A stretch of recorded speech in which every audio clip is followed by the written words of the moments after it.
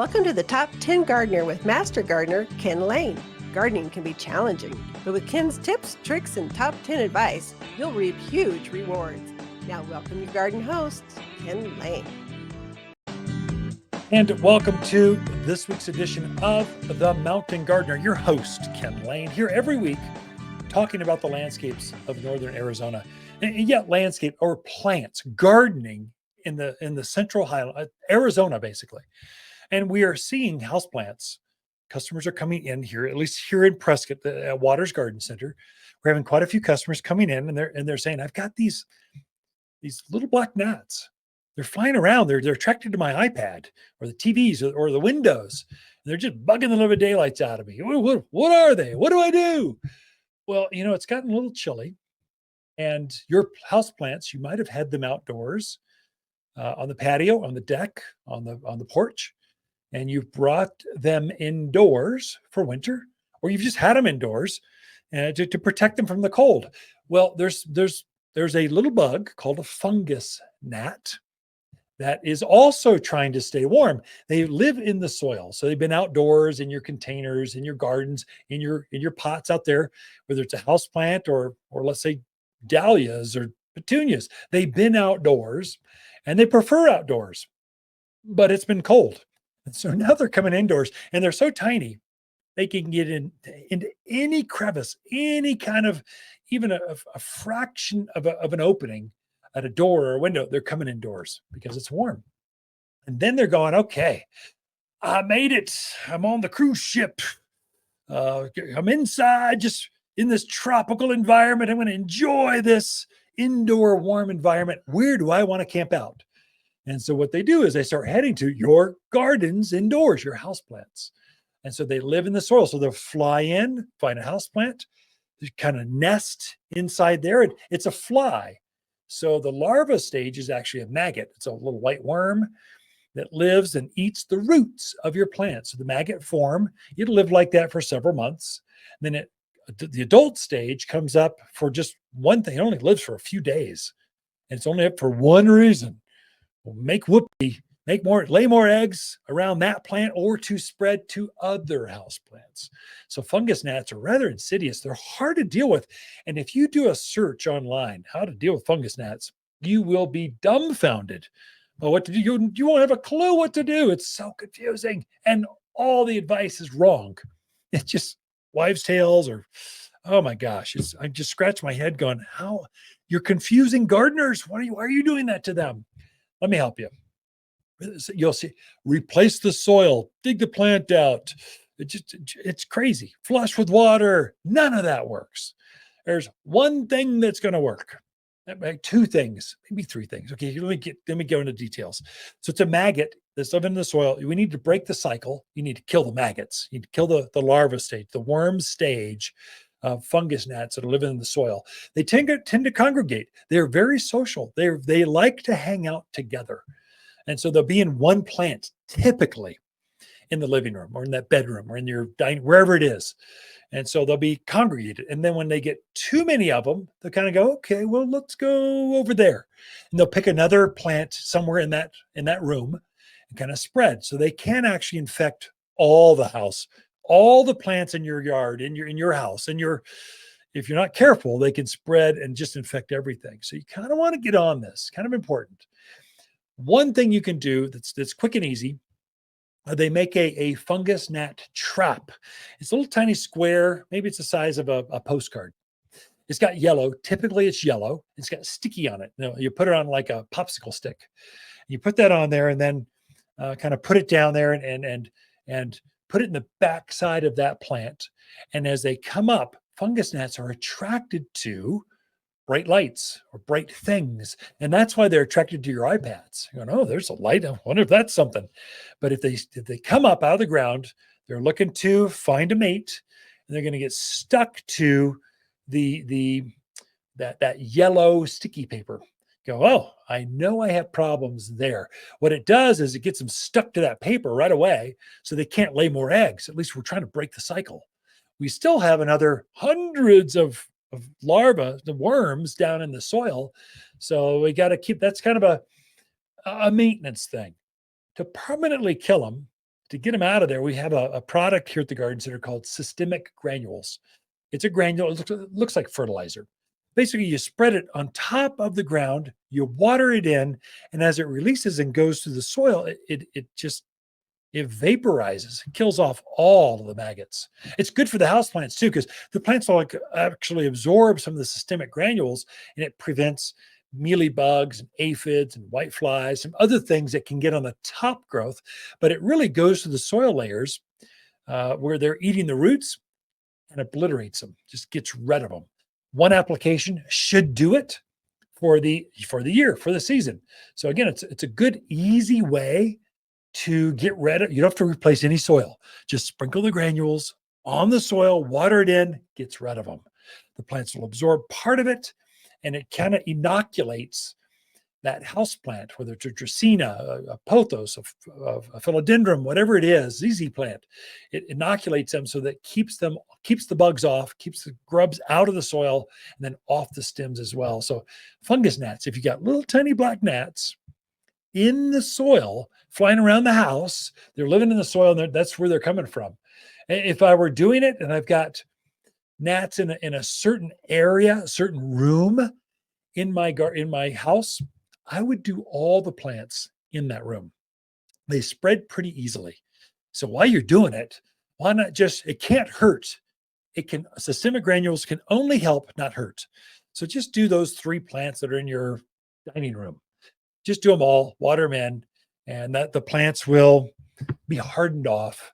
They'll be healthier. The color will come back on those plants.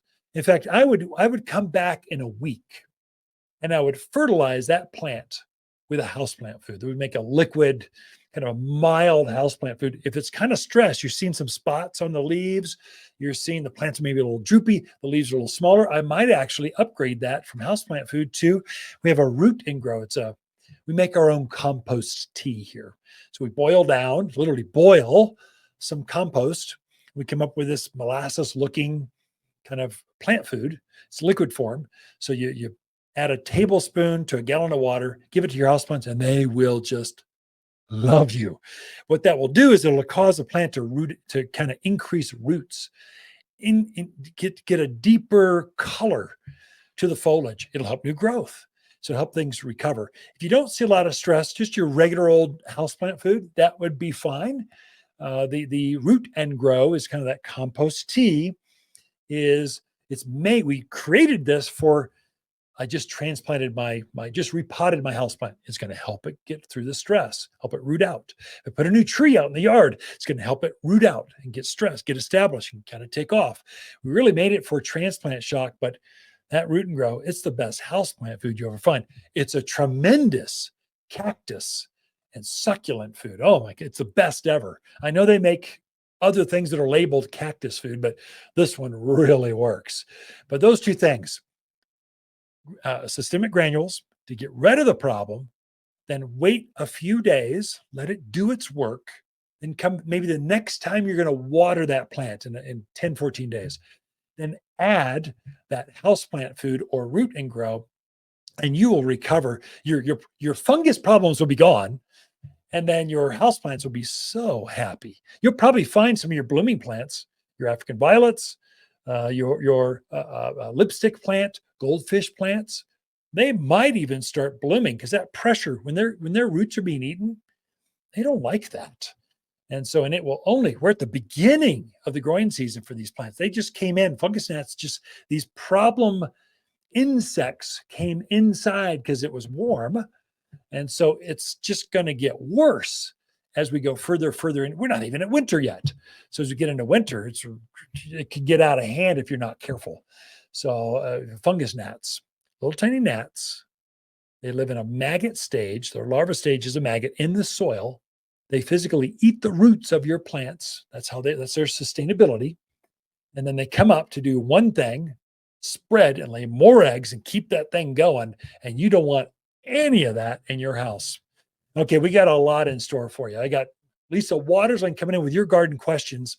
I sense there's a lot going on here. But first, we're going to take a break, pay a few bills, be right back after this. or luxurious evergreens in the yard, look no further than Waters. We have a luscious selection of evergreens that look their best in winter, so you can enjoy a beautiful landscape no matter the cold. Locally grown for stunning appearance and ability to thrive in cold weather. Perfect for that touch of luxury your neighbors are sure to be jealous of. Luxurious evergreens at Waters Garden Center in Prescott and watersgardencenter.com. Your one-stop shop for evergreens. Visit us today. You're listening to Garden Master Ken Lain, owner of Waters Garden Center in Prescott. Join his daily podcast for timely garden advice seasonally right for the gardens. Ken can be found throughout the week at Waters Garden Center in Prescott or through his website at top10gardener.com. You're listening to Garden Master Ken Lain and the Top 10 Gardener podcast. Welcome to the Top 10 Garden Show.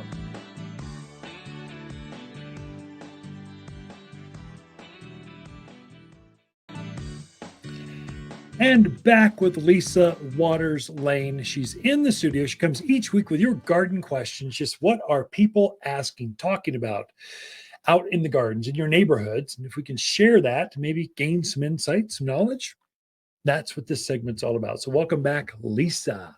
Thank you. My favorite gal. You're enjoying those. We're going off, I guess, to enjoy those grandkids, Thanksgiving, the holidays, the turkeys, the hams, the yams, the broccoli casserole at the Waters house. There's an old family recipe that just every gathering is board games It's required. Loud board games and broccoli casserole. Yeah. No, I'm excited. I haven't seen some of the grands in quite a while, so this will be fun to get to go see them. So what do your grandkids call you? They call me Yaya. Yaya. And why do they call you Yaya? Is that a family name or? Well, all the good ones were taken. So my mom is Nana, your stepmom was Mimi, and then there was Mama. And it's like, what's left? There was kind of Opa, which is German, which could have worked. Yeah. Or Oma. And maybe it's Oma. And then That shows you Yaya. how German we are. None. It's that Irish gene coming through. Yeah. So we just kind of went with Yaya. It's more Greek. Yeah. And I'm sure I'm not saying it correctly. I'm Yeah. sure if a Greek person All would of our hear Greek it, friends, we apologize. But we adopted the name for us, and that's how it goes. I know. It's Greek with an Irish twist. If I could go back, I would go Gigi. Oh. But I can't go back. I mean, our oldest grandchild's 12. There's no going back at this point. So Yaya works. They all use it. You know what? I find it's easy for very young first vocabularies. It's so easy for kids to get. It's like it just kind of Papa, Mama, Yaya. just kind of comes. And then they call me the great and powerful Ya. Great Ya. Yeah. We won't go down that path or that probably isn't as good over the airwaves as Probably not. But I like it. So the holidays are great with the Lanes and Loud kind of go together. We love getting together. We love each other. We love hanging out with each other, and not just on our cell phones. We actually like playing games and swimming and activity and ice skating and going hiking around. And we love being with each other and being loud. Yes, it should be a lot of fun. I'm excited. Lots of fun. Yeah. Garden questions. Do we have anything going on that's super interesting and challenging? That'd be great. Well, I do. Okay, here's a challenging one for you. These are always this nature is weird kind of thing. Lauren lives out in Chino. They have 3 deodar cedars that they've had in the ground just over 2 years. Yeah. 2 look fabulous. They're beautiful. Yeah. One of them, half of this one side of the tree is browning out. Gotcha. Needles are crispy. They're falling off. Yeah. The other half, if you looked at it from one side, it's beautiful. Hopefully it's a side you get from the side patio or from the back deck or whatever. Right. But wants to know, what do you think's causing that? Yeah. Is there any hope for it coming back from that? Good. So you'll find plants often are stress on one side. This is not just deodar cedar, it's just plants in general. Stress on one side, healthy on the other. That is directly a root issue. So something's going on in the soil that's causing that to happen, and the roots on that side can't feed that side of the plant as well as the other side that looks so good. Mm-hmm. So what causes that? Well, bugs, for one, grubs, Mm-hmm. Gophers, so pocket gophers can eat some roots on it. Mm-hmm. Anything that's affecting eating, structurally changing the roots of that plant where it can't feed that part of the plant as well Mm-hmm. can cause it. So number one thing I'd look at is grubs. Yeah. There's a little white worm that gets in there, and you dig a test hole around the side. You see if you see one little white worm, that's it. Come in right away before it kills the plant or spreads to your others, Mm-hmm. and get some grub killer. Very easy to control. You sprinkle it on, water it in, your problems are all gone. The plants will come out next spring and thrive. Okay, if it's not that, gophers, if you see mounds of dirt around the root ball, this is an underground rat called a pocket gopher that eats the roots of your plants. So they're not good. They deserve to die. Get rid of them. Trap them, bait them, smoke them. Otherwise, destroy them. Don't let them or their heirs come anywhere close to your deodar cedars. That's a problem. When you're treating your plants, don't just treat the one. These things can easily spread down the line. So you want to treat all three of your deodar cedars, not just one. Lauren, please come talk to us. Then what do we get into? We get into the weird. As you said, nature is weird. Could be a soil. Something's going on with the soil. It doesn't perk as well. There's a rock shelf there. The contractor buried some trash that's some concrete or something that's leaching out some alkalinity. Something funky is going on underneath the ground that's affecting that side of the roots that are not allowing the roots to grow and thrive like they were. Okay, what do you do? No matter what you do, here's two things you want to do right away.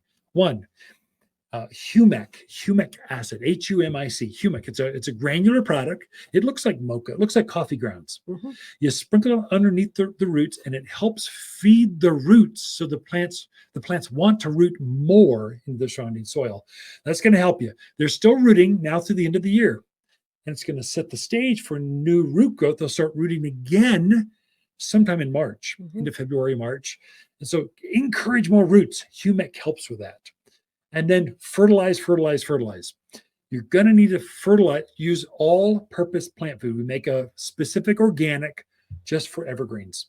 It'll thrive with that. So all-purpose plant food is a granular or organic food. It's got cottonseed meals and bird guano. It's going to help it elongate, grow new growth next spring. So you're putting the food on now and again in March. In fact, I do both, humic and all-purpose food now and in March. And then pray for it, nurture it, play it Mozart, do all that gardener stuff we do to help it grow for next spring's growth. And my guess is if you do if you're engaged, you're out there, you're looking at it, it's stressed, and you're looking at those plants, they're going to recover and be just fine. Is it going to be kind of weird for a season or two as it tries to regrow and calibrate for this tree? Yeah, it might be a year or two. But I think if you set the stage right now for next spring's growth, you can easily recover pretty quick. But something's stressing out that plant at the root level. You're seeing it. Start with grubs. Start with pocket gophers out in Chino Valley. It's like gopher heaven out there. Don't let them eat your roots. Come in and we can show you how to get rid of them. And then go to baiting. No matter what, humic and food will help it kind of recover next spring. Okay. There you go. So Rob has a question. He's considering putting in using a living tree this year for Christmas. Yeah, good idea. He wants to know what are the key points he needs to keep in mind as he considers a living tree. Well, first of all, get a living tree that looks like a Christmas tree because you're going to use it for the holidays. You said holiday, that's fine. Yeah. And get one that's for here. So you're going to see holiday plants everywhere spewed out, especially the mass merchants. Man, they're going to get a phoenix tree up here, greenhouse grown tree, one that's only meant to be for a house plant. I'm assuming this is going out in the yard. So get spruce, junipers, cypress, cedars, firs. Come talk to us. Get the right variety that's hardened off, that's acclimated for here. Use it the way you want. We say keep it outdoors until a week prior. If you're going to use it as a physical tree, put presents under it indoors. Don't keep it indoors too long. These are outdoor plants. So keep it in for about a week and bring it back outdoors and then plant it after Christmas. So January, whatever, it will be fine.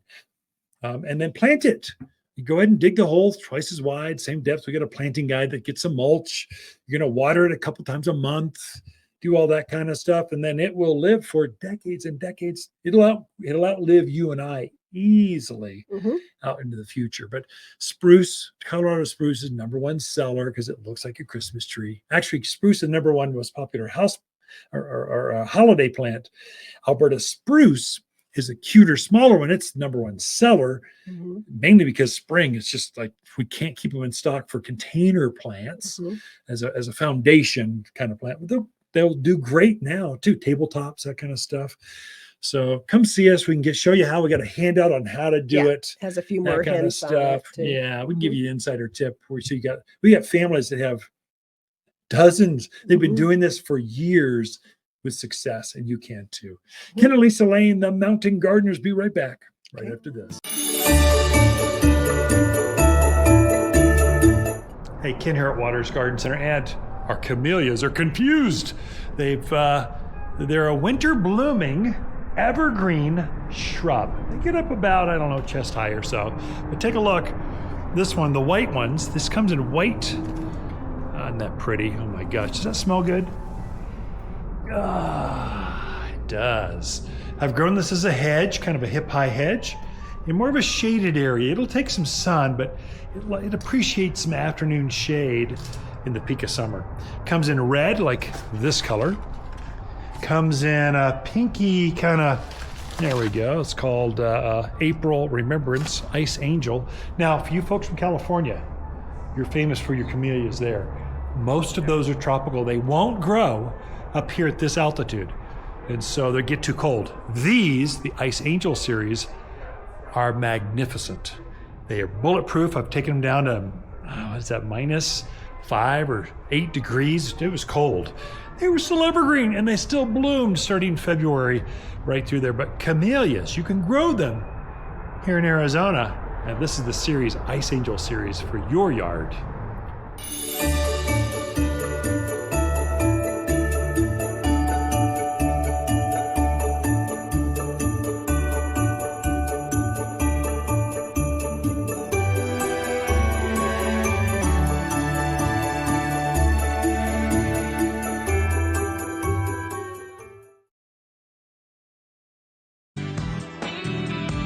You're listening to Ken Lain, aka the Top 10 Gardener. Ken can be found throughout the week in Prescott at Waters Family Garden Center. Listen daily as he answers the top 10 questions of the week, streaming on Apple, Google, Spotify, or wherever you download your podcasts. You've tuned in to the Top 10 Garden Show with garden expert Ken Lain. Join the conversation daily as he answers timely garden questions. Email Ken a question directly from your phone to his desktop through the web at watersgardencenter.com. That's Waters with 2 T's, gardencenter.com. Or visit face-to-face throughout the week where he can be found at Waters Garden Center in Prescott. Now welcome your host, Ken Lain. And it is time. You've got not time. In the next 2-3 weeks, by the end of the year, you need to really think through your irrigation, your well house, where water is. As water freezes, it expands and breaks things up.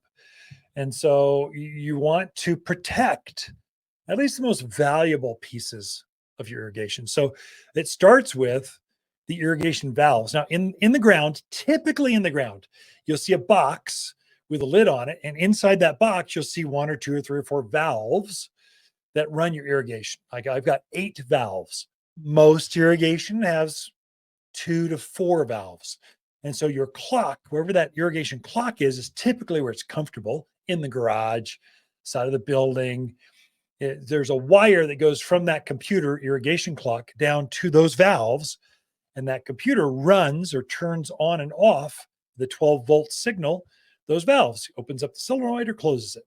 And so if you freeze one of those valves in the ground, you have to replace them all.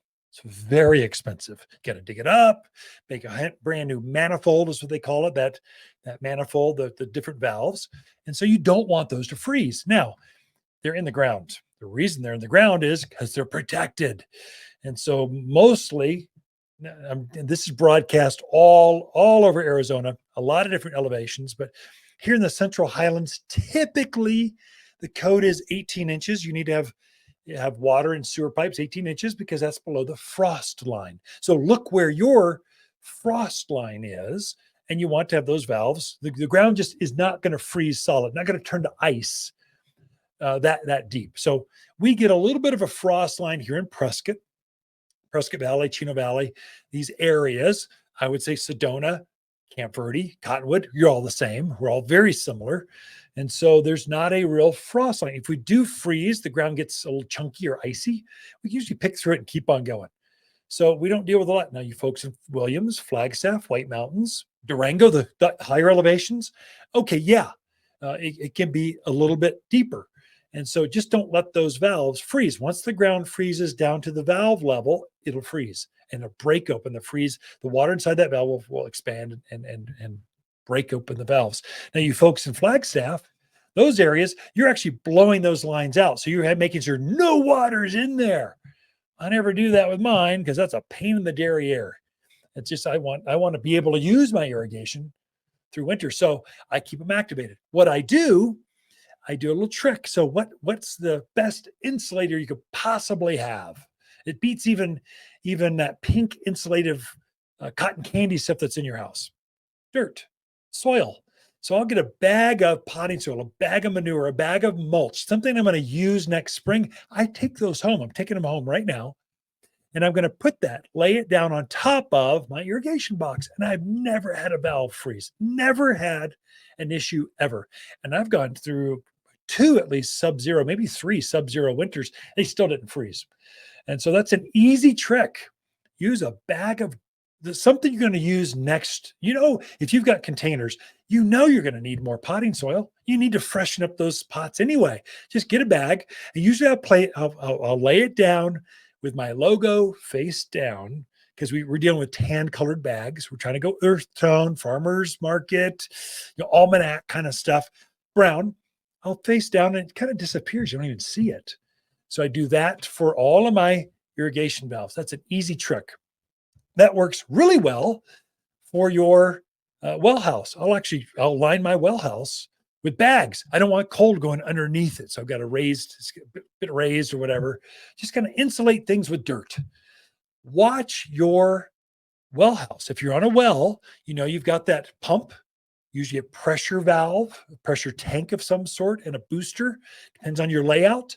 But this is a good time to activate those heat tape. They make a tape that's thermostatically controlled. When air in that well house gets close to, I think it's 38 degrees, it activates.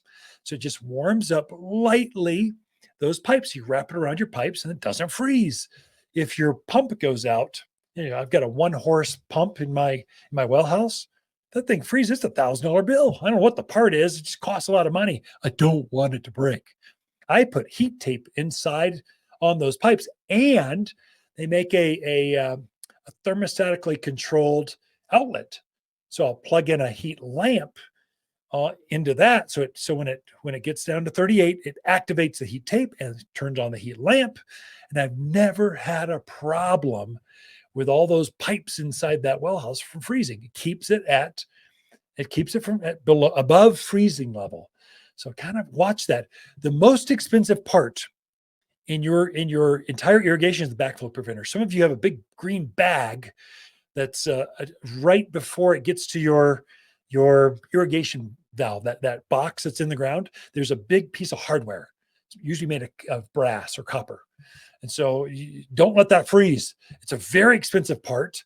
It freezes easily. That's why they put that insulated bag on it. That's when you want to drain it or put heat tape or something on there to keep that part from freezing if we get really cold. You got some time. We're not that cold now. You got to have permeated cold, long, extensive bouts with cold before things start to freeze. But just by the end of the year, protect your irrigation and your well house. Be right back after this. Waters Garden companion plants for November are Vanderwolf pine, flowering pear, English ivy, and camellias. Ice Angel camellias produce amazing 3-inch rosy blossoms with petals that radiate out from the center of. Camellias deserve front yard status or admired on a patio or deck. Well adapted to acidic soils beneath oaks, native junipers, and maples. Loves shade gardens, containers, and raised beds. Shop in-store or online at watersgardencenter.com.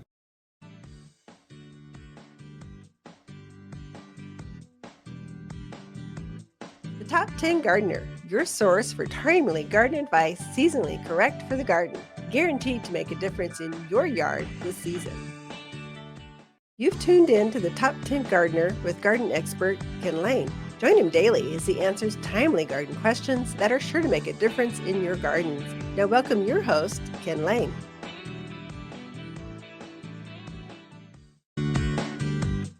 And we are back with Lisa Lain in the studio. We give this entire segment, I'd give the whole show to you. I'd love to share this little booth with you, my favorite gal, for the entire hour if I could. But we give her this segment specifically so I could rope her into coming in and sharing. I don't have enough words to do the whole. Can be a little bit of a challenge sometimes. I like talking. You. My mom gave me a Mr. Microphone when I was a kid, and I've liked one ever since. That is and true. The more people that are tuned in, the bigger the audience, the more power. It's a sickness, actually. Most people, their number one fear of is death. But what trumps that is even, I can't say Trump anymore. What's even more frightful is speaking in front of audiences or people. Mm-hmm. No, I like that.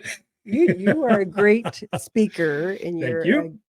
You love words and you love to use words. I like to play with. Whether you're writing, whether you're speaking. You know, as a kid, I really liked encyclopedias. You know, we had that Britannica. They bought us one of those, and I would just go through, sit down the hallway, which where it was, turn the light on, and just thumb through it and learn stuff. And then I really, really liked dictionaries. Oh, yeah. I love thesaurus if you really get into it. But what does a word mean? Where does it come from? How to use it? I still get an app that tells me a word a day, which is a freaky new word. And where it came from is from the Middle Ages, from 1642. It came from the French, Latin, or Greek, whatever. It's crazy. I like studying that. I do too. And how to use them. I've always liked dictionaries and encyclopedias, but I guess kids nowadays, they just do it on their phone. Yeah. They don't have it. Now they got apps. They go, I want to learn German. It goes, okay, here's a word in German today. Do this. There you go. It's actually easier today than ever before, but you don't get that feel of that heavy encyclopedia pictures. Plus, I think we just got, we had 3 channels, ABC, NBC, and CBS, and you just didn't have all the other sources coming at you that kids today have. Yeah. So you could spend 30 minutes, an hour on the floor with a dictionary. I heard a stat today, I think on NPR or something, that said the average child, I think Gen Z or Y or whatever they are today, whatever the under, we're out of teenage alphabet. And they've been tucked in, they've been plugged in so much. They've never gone without technology. On average, they spend over 6 hours a day on screen time. That could be a phone, could be a TV, could be a computer, an iPad or whatever. But 6 hours, is that a long time or is it not? I don't know. Seems like a long time. I don't think we even did that on a Saturday morning when we could watch all the cartoons. Your brain will rot if you sit there, and you'll lose you'll need glasses if you watch a TV too long. Those are things Kids not true. Days. Oh my gosh, what our parents did to us. They did. But we can't be Luddites. Times are a changing. Right. And the only thing we can do is help our kids adjust to that. You know what I think we should do? Garden more. We should all garden more. That's right. Ken's answered everything. That's right. Garden more, which isn't bad. Oh, it's great. Get your kids out there and have them, your grandkids, your kids. You want to connect with the next generation? Yeah. Garden with them. They are into it. And go archaeology, rocks, looking for lizards. Just that's all being outdoors. Yeah. It's great. I agree. So speaking of being outdoors, so as I've said before, I walk the neighborhoods a lot. So I'm out seeing a lot of people's houses, and I'm just seeing something. I mean, our neighborhood is maybe 25 years Yeah, it's like it's old. developed. There's no more Yeah. infield, infield kind of homes. It's Hmm. all built out. And some of the homes have been there, I'd probably say 25, maybe 30 Yeah, years. ours is a 92. No, 2002 is when ours Yeah, was built, something like that. So 2000s and on. right. But some of these homes have never changed their I know. landscaping in the whole time that I they've know. been there. And I think it is so worthwhile to take a fresh look at your house and go, man, nobody uses railroad timbers anymore. I know. Don't use those. Get Yeah. them out of your Like, yard. you can't use them. They don't make them anymore. Get rid of them and replace them with block or Because something. by now, most of them are falling apart. They right. they look dated. They look bad. They make your house look dated. Yeah. There's some things like that you just kind of go, "Ew, just take care of that." The other thing I see a lot of is a tree that's just either ugly. I Yeah. mean, it is ugly. There's nothing you're going to do to make this tree pretty. And it's just sitting there in the yard. It's either half dead or it's just kind of really struggled. It's just not a beautiful tree. A chainsaw for Christmas. That's Yes. going to be your friend. And I think some of it, it's that whole we don't see it because we see it every day. That's why I think sometimes just taking a fresh look at your house or standing out front and taking a picture and then looking at the picture of it can show you a lot. But I see a lot of really. Or just talk to Lisa. She's walking the dogs in front of your house. No, I'll be happy. We're not talking about our neighbors. No. Just our neighborhood. I'll be happy to tell you what to do here. But just get rid of those really ugly dead trees. They don't need to be there. They don't bring anything to the yard. They're just bleh. One that gets me is old overgrown roses. They're way too big, gnarly, big old, and then way overgrown Russian sage. Yeah. This big purpley thing. It sprawl. It becomes a weed after a while. They need to be replaced every 7-10 years or so. You need to remodel more often. You know what else I see a lot of is like ground covered junipers. Yeah. That have half of it's died off, or it's just overgrown. Really, nobody's paid attention to it for 10 years.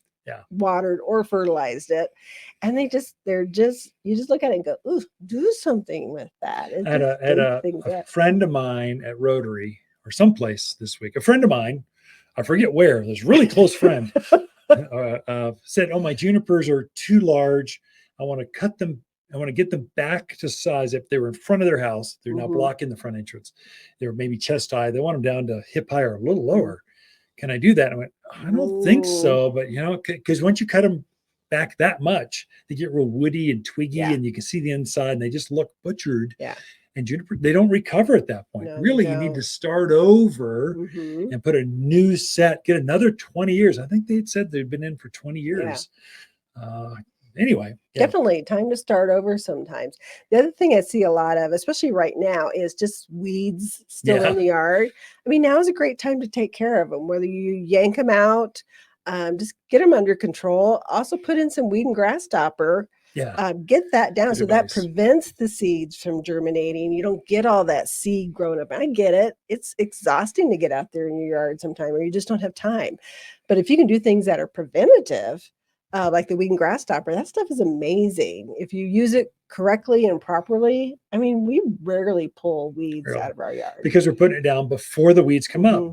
So you're putting down weed and grass stopper. I mean, I will pay almost any amount for product if it prevents me from having to work out there. I don't have to hire someone to do it for me. I can do it myself. And weed and grass stopper is one of those. It's granular. You spread it out there, and it will get rid of foxtail and dandelion. Those are the two big winter weeds. They are starting to come up, or they will be up the next snow or rain event. You're going to have those two weeds because they love the winter. And so they're nasty weeds that you can't just spray now. Now you have to physically pull them to get them out because it's winter. Sprays don't work.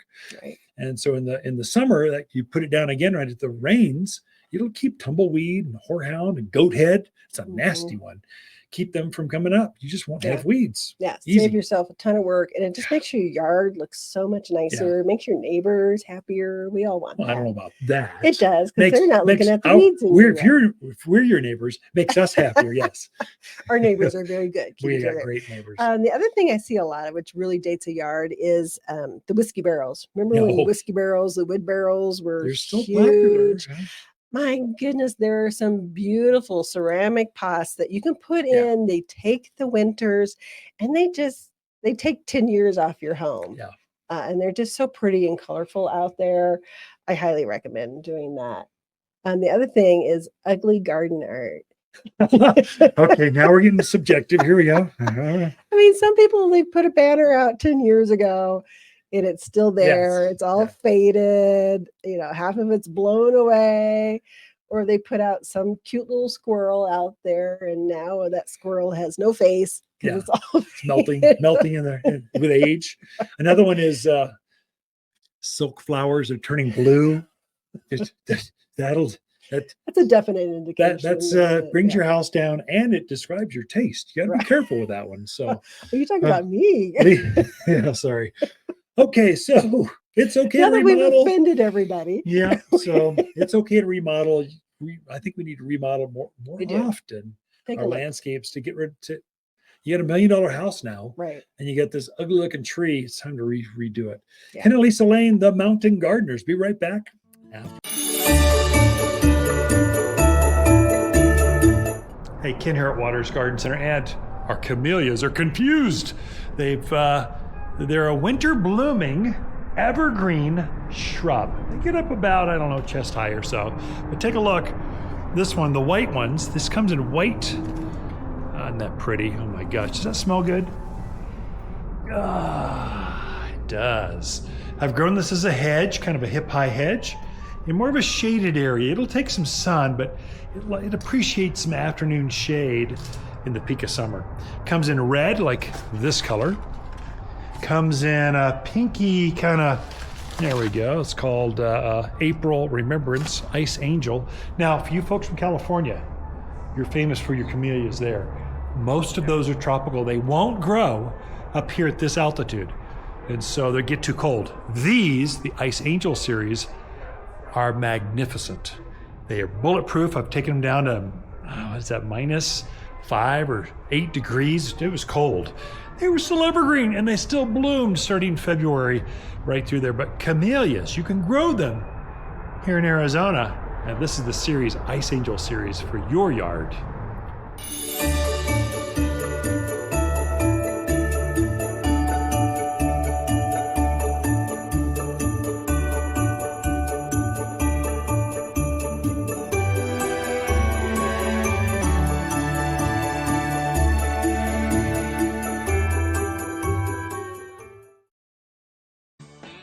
You're listening to garden expert Ken Lain, owner of Waters Garden Center in Prescott. Look for more tips, tricks, and garden shortcuts through Ken's website. Additional shows of this podcast, read his weekly garden column, or follow him on Facebook, Instagram at watersgardencenter.com. That's Waters with 2 T's, gardencenter.com.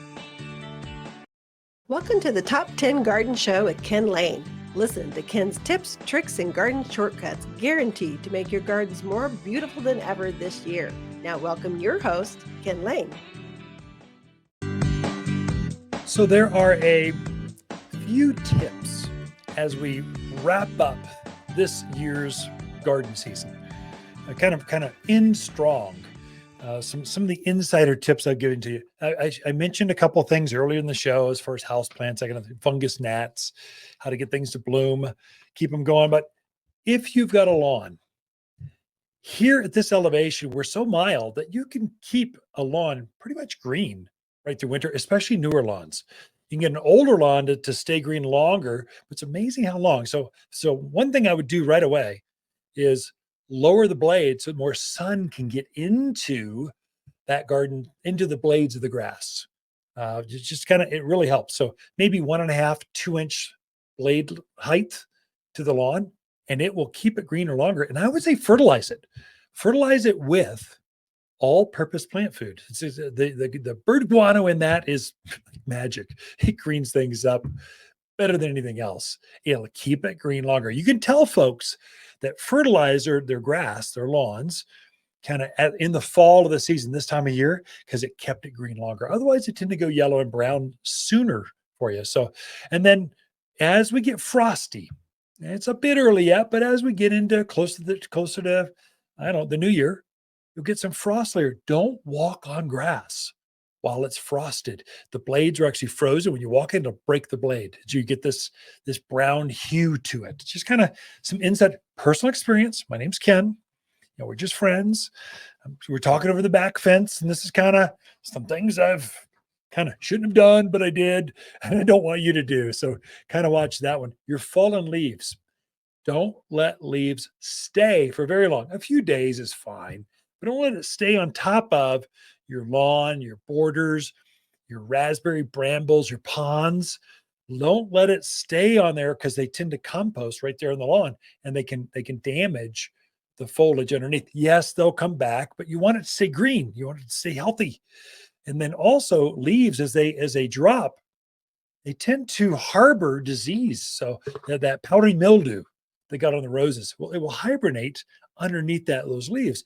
Don't let that happen. Expose that soil, rake those leaves out, compost them over there in a compost pile where they should be. Don't let them compost on your flower beds, on your roses, on your lawn, your thyme lawn, your herbs. Don't let them do that. It'll just keep them healthier, keep them looking cleaner, neater, just kind of some things that happen. Your containers, if you've got pots, what I find is just personal experience again. I find that I tend to overwater my container gardens. So whether it's a beautiful nandina or holly or a pot full of pansies, you can continue growing. It's good for that, but I tend to overwater things. And so what I do is this time of year, I raise up my pots with some pot feet. They make a real decorative little kind of riser, maybe a 1-inch riser, and it just gets it up off the ground where it allows the plant to drain faster. It keeps me, just some things I found really help. They're pretty, they're very inexpensive, and they really make a difference for your fall and winter gardens. Now in the summer, I don't care. It's hard to overwater plants in the summer. It's so hot. So I'll take them back off. So just kind of some things. Look at pot feet for your container gardens. Also, I find I don't do very well with plastic containers this time of year. Again, I tend to overwater. I prefer glazed or clay pots, or wood pots are much better. I'm using glazed, but it's harder to overwater things in a clay or a wood pot. Just again, just school of hard knocks. If you're going to move a tree or a shrub, this is your time. As soon as they go dormant, and say it's in the wrong place, I planted it out there. It's been a year. I can see it's growing too fast. It's going to invade the driveway. I won't be able to pull the truck in to the garage if it stays here. As soon as it goes dormant, or as soon as you see that last leaf drop, that's your cue. Now it's time to move it. And so you're at much less risk of transplant shock if you wait until that plant is dormant. Also, there's less bugs out there. There's less problems. If you're going to plant a new plant, I would go as far as to say, now's the time to dig the hole or to get that garden flower bed ready, turn the soil, get it in there, get it rototilled now, because it's going to expose all the weed seeds. It's going to expose the insect eggs, expose that new garden area you're going to plant in into February or March. Expose it now to the winter cold, because you'll have less issues down the road. So you're trying to expose that garden to the colds. It kills off those mildew spores, disease, insects. Usually I'll turn it and I'll add my layer of manure or mulch or compost on top of that. And I'll just let it sit. I'll let it percolate. I'll let it just be exposed to the cold. So I'm going to be ready to plant it. It's full on spring. It's full planting season by March. And maybe the end of, depends on your elevation. I would say the end of February for you folks over on the other side of Mingus, the Cottonwoods, Camp Verdes, Sedonas, you're full on spring. Daffodils are in bloom. Forsythia are blooming right after Valentine's. So you kind of get things ready, and this is your time to do that. So let's see. If you've got winter vegetables, especially the tall ones, I just Brussels sprouts. This is a big plant. If you're growing Brussels sprouts, it grows better this time of year, but then get kind of tall. You might want to stake them. They tend to fall over in the wind. The leaves have dropped. The trees were naturally protecting some of your gardens from the wind. Well, now they're exposed. So you might have to do a little bit of maintenance on things, kind of get them staked up, keep them from falling over. As soon as the plants are dormant, you can go ahead and prune your fruit trees, apples, pears, cherries, apricots, nectarines, your grapes, your berries, raspberries especially. You can prune all that stuff, currants, your gooseberries, those old-fashioned, some of those shrubs. I won't say how to prune them. That's not for this show, and it's hard to do on the airwaves. But time. It's time to prune all those things back. I think you can leave in the ground without any problems your root crops like turnips, beets, parsnip, Swiss chard, celery, Brussels sprouts, your beetroots, all those things. Potatoes, I leave them in the ground. I don't harvest them all at once. I don't need that many potatoes. There's dozens and dozens. I just can't deal with them all. I'll get one plant. I'll leave the other one there, and I'll harvest that. Really, as long as that soil doesn't freeze, you're good. They'll store right there in the ground and be fresher, crisper, better taste. My mouth's watering just thinking about them. Oh my gosh. I love turnips. I'm a Southern boy. My mother, I'd come home from school and you'd smell turnips just cooking in the kitchen for dinner. My mouth, I still love that. I love going to Cracker Barrel and having fried okra, turnips. It's just good stuff. I don't know. I think it's time to, if you're into the creative artistic stuff, the espalier, let's say fruit trees or twisted. I sold some braided fruit trees this spring. I'll have some more next spring, but now's the time to clean up the suckers, clean up the trunk so you can see that beautiful braid. It's time to clean that up. I would say your topiaried things, spiraled, pom-pommed, those kinds of artistic plants, you can go ahead and trim those things back now. So it's time. As soon as things go dormant, it's time to think about pruning. Now, the pruning window is very large. So you've got from the time they go dormant through March. So it's a big window. It's basically all of winter. You can go ahead and do that. So don't feel rushed. You don't have to get it all done by Christmas. No, enjoy the eggnog. Enjoy the family, the company, the neighbors, the friends that come over. Enjoy. And in between, when you've had too much eggnog and you just need to be outdoors and do some exercise, go ahead. You've got time to do that. So I would say too, bird feeders. There's a tricky thing about hummingbird feeders. So hummingbirds, the young ones that are stupid, they didn't go south. They should have. And the old ones, they're just too tired. They're still at that hummingbird feeder. I'd say keep that up until you don't see bird activity again. They're using you as a way to get through.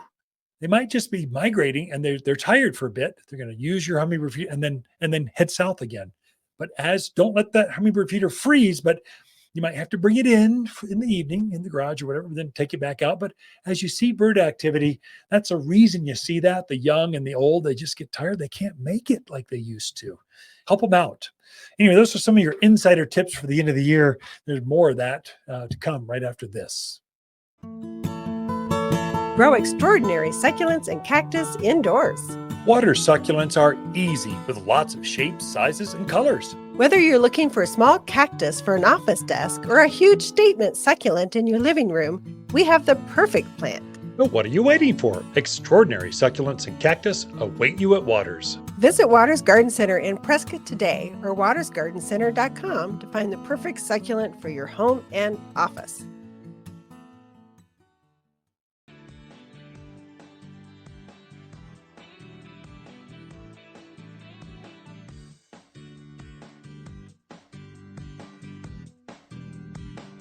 You're listening to garden expert Ken Lain. He can be found throughout the week at Waters Garden Center in Prescott. Thanks for tuning in to the Top 10 Garden Show. You've tuned in to the Top 10 Gardener with garden expert Ken Lain. Join him daily as he answers timely garden questions that are sure to make a difference in your gardens. Now welcome your host, Ken Lain. Interesting plant facts. Did you know there are over 100 colors of poinsettias? Now, at your box store or whatever, your grocery store, you're seeing red, red, red, red. You might think that's the only color, but no, there's over 100 different colors and variations or combos or uh, variegations of the foliage. The flowers are basically the same, but really poinsettias are famous for their foliage. And so the bract of the flower is different colors. And so there's different ways to get them to turn color. So if you want rare, unusual, different, oh wow, impress your friends, anything but red kind of works. So at the garden center, we've got maroon. We've got a ice series, which is a pink. It's actually a white with a pink stripe down the middle. We've got a country quilt. We've got, which is a speckled red. It's kind of like looks like a country quilt. It's very cute, very cute. And so there's different kinds of colors. Red, of course, is number one seller because most folks, quite honestly, don't know there's so many varieties of one kind of plant. That goes for not just poinsettias. You could say that about rosemary, the most common herb ever. Rosemary, there's over 50 varieties of rosemary that grow around the world. Yes, your Tuscan is the most famous, the upright one. And then for us here in the mountains of Arizona, the ARP or trailing variety, that's the hardiest of the ground cover types of rosemary, but there's so many more varieties. You could say that about, look at tomatoes. How many varieties of tomatoes are there? Hundreds, if not more, and they're always breeding, cross-pollinating different ones. There are the favorites that have been grown since our grandparents, great-grandparents, and they've been passed down generations, but there are literally hundreds of varieties, and that goes for poinsettias. Now, poinsettias, they're all turned back into colors. You can coax them into color simply by about 6 to 8 weeks before you want them to go into color. You basically abuse them. You throw them in a dark room where, really, here's the secret. You put them in a room where the lights don't come on.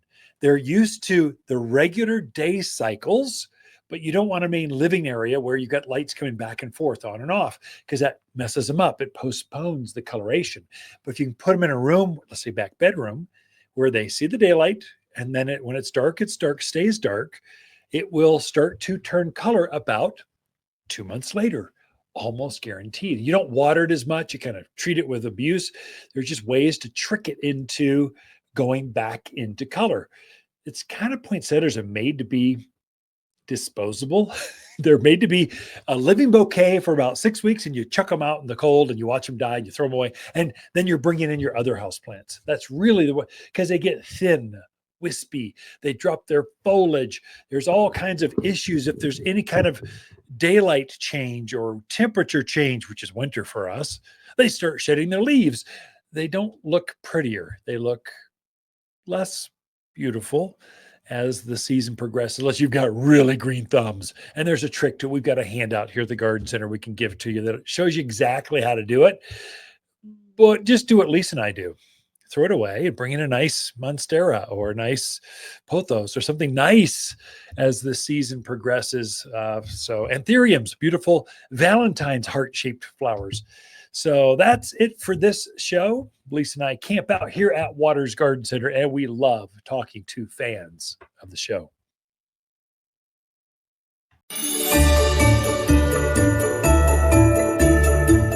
Hey, Ken here at Waters Garden Center, and our camellias are confused. They're a winter blooming evergreen shrub. They get up about, chest high or so. But take a look. This one, the white ones, this comes in white. Isn't that pretty? Oh my gosh, does that smell good? It does.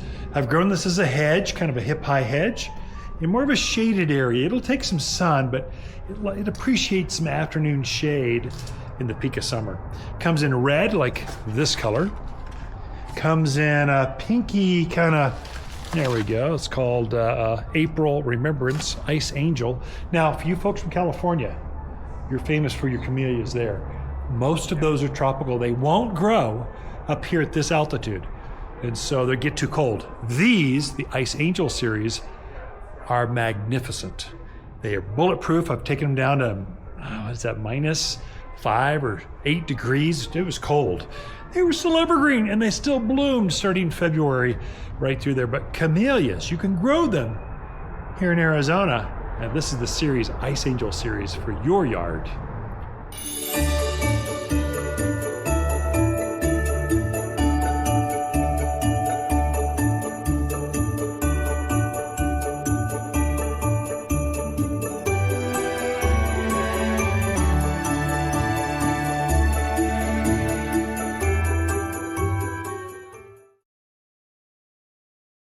If you want a more fruitful garden, increased success in landscape that just feels better, then tune in daily to the Top 10 Garden Podcast. Years of tips, tricks, and garden shortcuts are guaranteed to make your gardens nicer than ever.